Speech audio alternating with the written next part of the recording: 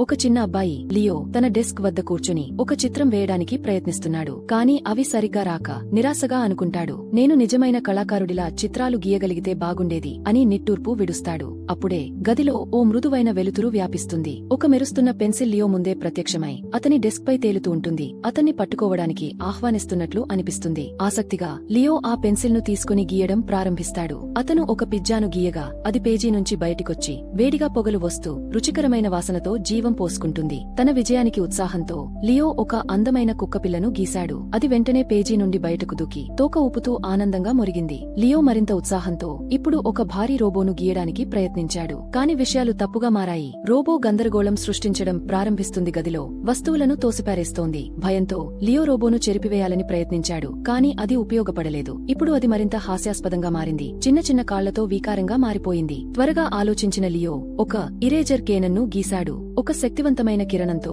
Robo పొగతో మాయమైపోయింది. అన్ని మామూలుగా మారిన తరువాత పెన్సిల్ ఒక్కసారిగా అదృశ్యమై లియో డెస్క్ పై ఒక చిన్న గమనికను వదిలి వెళ్ళింది. గొప్ప శక్తితో గొప్ప బాధ్యత కూడా వస్తుంది. లియో చిరునవ్వుతో ఆ సందేశాన్ని చదువుతాడు. ఇప్పుడు మరింత తెలివిగా మారిన లియో మళ్లీ పెన్సిల్ను తీసుకున్నాడు. ఈసారి అతను చాలా సాధారణమైన అందమైన దృశ్యాన్ని గీశాడు. ఒక ఉల్లాసమైన సూర్యుడు మరియు రంగురంగుల ఇంద్రధనుస్సు గీశాడు. ఇంకా కొత్త సాహసాలకు సిద్ధమేనా?